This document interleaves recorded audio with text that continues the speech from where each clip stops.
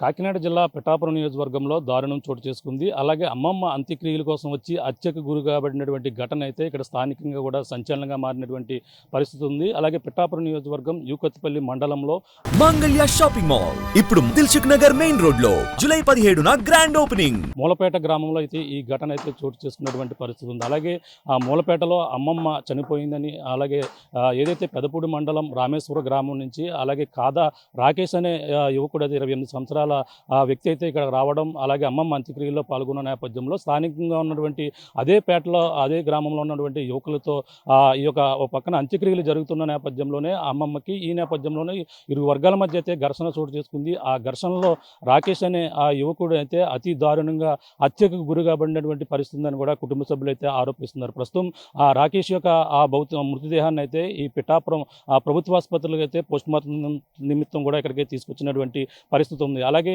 ఆ కుటుంబ సభ్యులు ఇప్పటికే చేరుకున్నారు.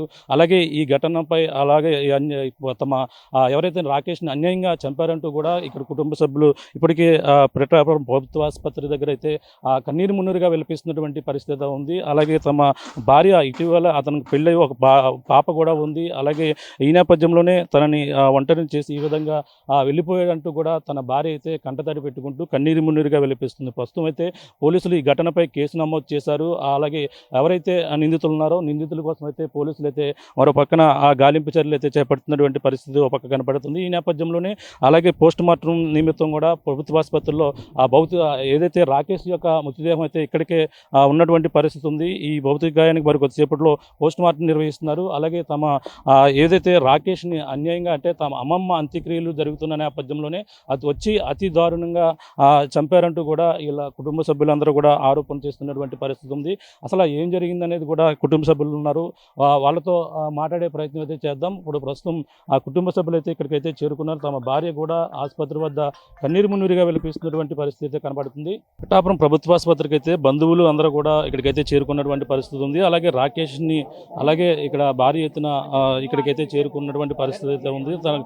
అన్యాయంగా తనను చంపారంటూ కూడా చెప్పుకొస్తున్నారు. ప్రస్తుతం కుటుంబ సభ్యులు కావచ్చు, అలాగే ఇక్కడ ఏదైతే రామేశ్వరం గ్రామానికి సంబంధించిన యువకులు కావచ్చు, మొత్తం అందరూ కూడా ఇక్కడికైతే పిఠాపురం ప్రభుత్వ ఆసుపత్రికి అయితే చేరుకున్నారు. కుటుంబ సభ్యులతో పాటు అలాగే తమ స్నేహితులు కూడా ఇక్కడికి వచ్చి అలాగే రాకేష్కి అయితే అన్యాయంగా చంపారంటూ కూడా చెప్పుకొస్తున్నారు. ఇక్కడ అసలు ఏం జరిగింది, అసలు మూలపేటలో అంత్యక్రియల కోసం వెళ్ళి అమ్మమ్మ అంత్యక్రియల కోసం ఈ విధంగా హత్యకు గురి కావడానికి ప్రధాన కారణం ఏంటో తెలుసుకునే ప్రయత్నం చేద్దాం. చెప్పమ్మా, ఏం జరిగింది అసలు? నిన్న రాకేష్ అక్కడికి ఎందుకు వెళ్ళారు, అసలు ఎన్ని గంటలకు ఏం జరిగిందని? నా పేరు హరీష్ అండి. మాది పెదపూడి మండలం అచ్యుతాపురం గ్రామం అండి. అయితే కాదా రాకేష్ అనే వ్యక్తి నా స్నేహితుడు అండి, నాకు బాగా ప్రాణ స్నేహితుడు. అయితే 3:30 ప్రాంతంలో నాకు ఫోన్ చేశాడండి. ఫోన్ చేసి ఇలాగా మా అమ్మమ్మ గారు చనిపోయారు, నేను ఇక్కడ కొత్తపల్లి దగ్గర అంత్యక్రియలకు వచ్చాను అని చెప్పాడండి. చెప్తే వాళ్ళ చెల్లిని ఎవరో ఒక 9 మంది కుర్రాళ్ళు యూటీజింగ్ చేశారని చెప్పాడండి ఫోన్లో. చెప్పగానే సరే అయితే కంగారు పడకని చెప్పి నేను 112 కాల్ చేశానండి, అక్కడ ఇబ్బంది అవుతుందని.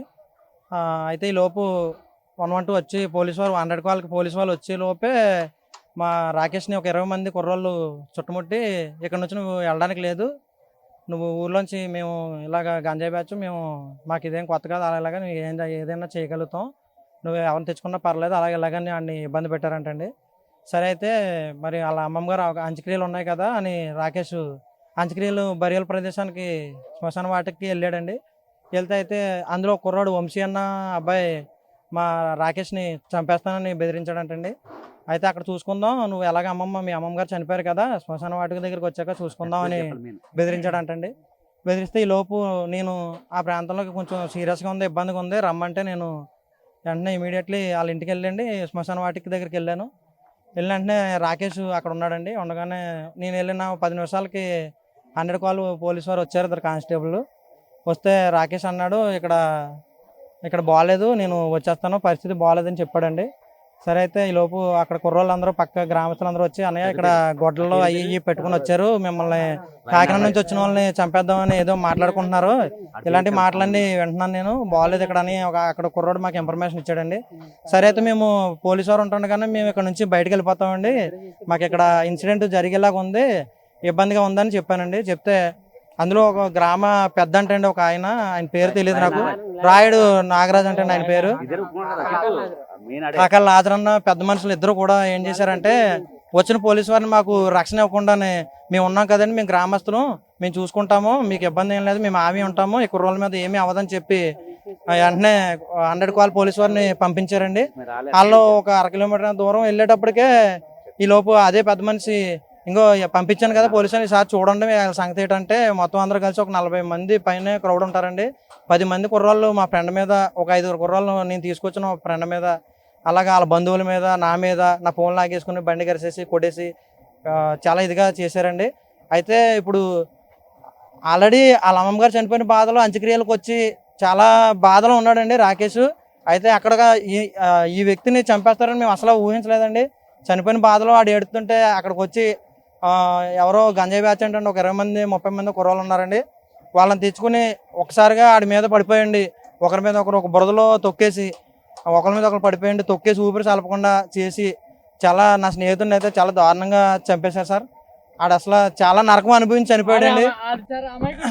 కత్తి తీసుకుని వంశీ అన్న వ్యక్తి గుండెల్లో పొడిచాడండి, గుండెల్లో పొడిచి కత్తితో చంపాడండి. కళ్ళెదురుగానే పొడిచేస్తే అప్పుడు నేను మళ్ళీ వెళ్ళిపోయిన పోలీసు వారికి ఫోన్ చేస్తే వాళ్ళు రిటర్న్ వచ్చే వరకు కూడా మమ్మల్ని అందరినీ ఒక్కొక్కరిని ఒక్కొక్క మూల తీసుకెళ్లి ఏ ఒక ఆయుధాలు తీసుకుని మమ్మల్ని కొడతా ఉన్నారండి. కొట్టినా సరే మేము లెక్క చేయకుండా ఆయన కాపాడడానికి ప్రయత్నం చేసాం, అవ్వలేదండి. వాళ్ళ క్రౌడ్ ఎక్కువైపోవడం వల్ల మీద పడిపోయి కొట్టేసి అన్ని ఏ కోణంలో చంపారో మాకు తెలియదండి. మొత్తం మీద అయితే ఒక 10 మంది మీద అడిపోయి కత్తితో పొడిచి దారుణంగా చంపారండి. చంపాక పోలీసు వారికి మళ్ళీ నేను ఫోన్ చేశానండి. ఫోన్ చేస్తే వాళ్ళు పోలీసు వారు రాకేష్ కి పెళ్ళయిందా?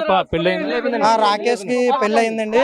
ఒక పాప సార్ ఆడికి చిన్న పాపతున్నాడు సార్, ఆడికి ఏం తెలుసు సార్, ఆడికి చిన్న పిల్లతున్నాడు సార్, ఆడికి ఏం తెలుసు సార్. రాకేష్ ఏమవుతాడు? రాకేష్ మా బావ అవుతారు సార్, చిన్న పాప ఉన్నాడు సార్, ఆడికి ఏం తెలుసు సార్, ఆడికి అసలు ఏం గొడవ గిర ఏం తెలుసు సార్. ఇలా సార్ అంతే సార్, చంపేశారు. ఆడు న్యాయం చేశారు, మాకు న్యాయం కావాలి, న్యాయం కావాలి. అంతా కూడా భారీగా యువకులు అయితే చేరుకున్నారు, మాకు న్యాయం చేయాలంటూ కూడా ఎవరైతే అతనిపై దాడి చేసి ఈ విధంగా హత్య చేయబడిన వారిపై చర్యలు తీసుకోవాలంటూ కూడా చెప్పుకొస్తున్నటువంటి పరిస్థితి కనపడుతుంది. ఇక్కడ భారీగా ఏదైతే రామేశ్వరం గ్రామం నుంచి అయితే ప్రతి ఒక్కరు కూడా ఇక్కడికైతే చేరుకున్నారు. అసలు ఏమవుతారు? రాకేష్ ఏమవుతారు? మా తమ్ముడు అవుతాడండి. రాకేష్ ఎలా అందులో నేను వెళ్ళలేదండి, మా తమ్ముడు వెళ్ళాడండి. అలా చిన్నమ్మ గారు చనిపోయాడని వెళ్ళాడండి. వెళ్ళిన సమయంలో మాకు ఏం జరిగిందో తెలియదండి. ఇలా జరిగింది సార్ నాకు. సొంతూరు ఎవరు రాకేష్ అన్నారు? సరే పెద్దపూడి మండలము ఏపీ త్రయం సార్, అచ్యుతాపుర త్రయం అండి. పెద్దలు ఉన్నారు, మాట్లాడదాం. చెప్పండి అసలు ఏమన్నారు? పోలీసు వారు ఏమన్నారంటే జరిగాక కానిస్టేబుల్ వచ్చారండి. అయితే కానిస్టేబుల్ రాగానే లొకేషన్ లోకి రాగానే ఎవరికాలు పారిపోయారండి. పారిపోయాక స్పాట్ లోనే మా రాకేష్ చనిపోయాడండి. పెదపూడి గవర్నమెంట్ అదే మన పిఠాపురం గవర్నమెంట్ హాస్పిటల్కి తరలిస్తే అక్కడ చనిపోయారని నిర్ధారించారండి. అయితే రాత్రి మేము ఏమన్నామంటే ఇప్పుడు రాకేష్ అన్న వ్యక్తికి వాళ్ళ తండ్రి చనిపోయారండి రీసెంట్ గానే. చేసుకున్న అమ్మాయి తండ్రి కూడా చనిపోయారు. ఇంకా ఆడికి రాకేష్ కుటుంబానికి రాకేషే మెయిన్ అన్నీనండి. అయితే రాత్రి పోలీసు వారి దగ్గరికి వెళ్తే ఎఫ్ఐఆర్ ఫైల్ చేసినప్పుడు మీకు ఏం న్యాయం కావాలి, ఇక్కడ అన్యాయం జరిగింది కదా, మీకు ఏం కావాలని అడిగారండి. అడిగితే కొత్తపల్లి సిఐ గారు, కాన్స్టిట్యున్సీ సిఐ గారు ఉంటారు కదా లోకల్ రూరల్ సిఐ గారు వచ్చి ఆయన మాకు ఇలాగ ఏం కావాలని అడిగితే నేను అన్నానండి, ఆ అమ్మాయి నర్సు ఉద్యోగం ఏదో చేస్తుందండి, అది కొంచెం టెంపరీగా చేస్తుంది, అది కొంచెం పర్మనెంట్ చేయించి ఉద్యోగం ఏమన్నా ఇప్పించి ఆడపిల్ల తండ్రి కదండి, ఆడపిల్లకి ఏదన్నా న్యాయం చేయమని అడిగాం సార్. అయితే నేను ఖచ్చితంగా సిఏ గారు అయితే మాకు అందరి ముందు వాంగ్మూలం ఇచ్చి చెప్పారండి, మేము భరోసా ఇచ్చి నేనైతే ఖచ్చితంగా పెద్దల దగ్గరికి ఈ కాన్స్టిట్యున్సీ ఎమ్మెల్యే గారి దగ్గర మాట్లాడి పవన్ కళ్యాణ్ గారితో మాట్లాడి నేను చేసి పెడతానని చెప్పారండి. అయితే మాకు చనిపోయిన మనిషి ఎలాగో రాదు సార్, కానీ ఉన్న వాళ్ళకి ఏంటంటే ఆడే మూలస్తంభం అండి, ఆడ కుటుంబానికి. ఆడవాళ్ళన్నా కుటుంబం ఇదవుతుంది, ఇప్పుడు వాళ్ళు లేకపోతే కుటుంబం అన్నది అయిపోతుంది సార్. దానికని గొడవ జరిగేటప్పుడు ఎంతమంది ఉన్నారు, మీరు ఎంతమంది ఉన్నారు, వాళ్ళు ఎంతమంది ఉన్నారు? అటు పక్కన అమ్మమ్మ భౌతిక పక్కన ఉంటుంది, ఈ సమయంలో ఎంతమంది మొత్తం దాడి? ఇక్కడ గ్రామస్తులు అంత్యక్రియలు జరిగిన శ్మశాన వాడి దగ్గర ఒక 55 మంది ఒక 60 మంది వరకు రఫ్గా ఉంటారండి. మేమైతే కాకినాడ నుంచి నా స్నేహితుడి కోసం నేను మా ఫ్రెండ్ వచ్చామండి, వెంకీ అన్న అబ్బాయి ఇద్దరు వచ్చామండి. మేము 6గురు ఉన్నామండి. రాకేష్ వాళ్ళ అన్నయ్య, రాకేష్, నేను, మా ఫ్రెండ్, వాళ్ళ బంధువులు ఇద్దరు ఒక 6గురు ఉన్నారండి. ఉంటే ఇప్పుడు ఈ పెద్ద వ్యక్తి అన్న ఆయన ఏం చేశాడంటే మమ్మల్ని రాంగ్ ట్రాక్ ఎక్కించారండి నాగరాజు గారు. పోలీసు వారు వచ్చారు కదా, నేను ఇక్కడ నుంచి మా ఫ్రెండ్ తీసుకెళ్ళిపోతానండి అంటే, నేను ఆమె ఉంటాను అని చెప్పి దగ్గర ఉండండి వాళ్ళందరినీ రెచ్చగొట్టి ఇలా పోలీసు వారిని పక్కదో పట్టించండి మమ్మల్ని. అక్కడ రాకేష్ని మా మీద అందరూ పడి నాగరాజు లాజర్ అన్న వ్యక్తులు కేవలం వాళ్ళ తప్పిదం వల్ల నా స్నేహితుడు కోల్పోయాడు, నా స్నేహితుని చంపేశారండి నా కళ్ళ ముందే. అది సార్ మొత్తం అయితే కుటుంబ సభ్యులైతే అలాగే స్నేహితులు అందరూ కూడా కన్నీరు మున్నీరుగా విలపిస్తున్నారు. అలాగే ఆ రాకేష్ అయితే చాలా మంచి వ్యక్తి. అతను చాలా ఎవరికి ఆపద జరిగినా వాళ్ళ తోడుగా ఉండే వ్యక్తి. ఊళ్ళో ప్రతి ఒక్కరు కూడా సహాయం చేసే గుణం కలిగినటువంటి రాకేష్ అయితే ఈ విధంగా చనిపోవడంతో అత్యంత దారుణంగా హత్యకు గురవ్వాడంటూ కూడా కుటుంబ సభ్యులతో పాటు గ్రామస్తులు కూడా ఇక్కడికైతే చేరుకున్నారు. కన్నీరు మున్నీరుగా విలపిస్తున్నటువంటి పరిస్థితి కనపడుతుంది. మొత్తం స్నేహితులు కన్నీటి అవుతున్నారు. ప్రతి ఒక్కరు కూడా ఈ విధంగా తనను తలుచుకుంటూ కూడా భావోద్వేగానికి అయితే గురవుతున్నటువంటి పరిస్థితి కనపడుతుంది. మరో పక్కన కుటుంబ సభ్యులు మహిళలు భారీ ఎత్తున ఇక్కడికి చేరుకున్నారు. అలాగే తమకి న్యాయం చేయాలంటూ కూడా వీళ్ళందరూ కూడా డిమాండ్ చేస్తున్నటువంటి పరిస్థితి కనపడుతుంది. ఈ విధంగా అయితే చెప్తున్నారు. ఇంకా కొంతమంది ఉన్నారు కుటుంబ సభ్యులు, మాట్లాడదాం.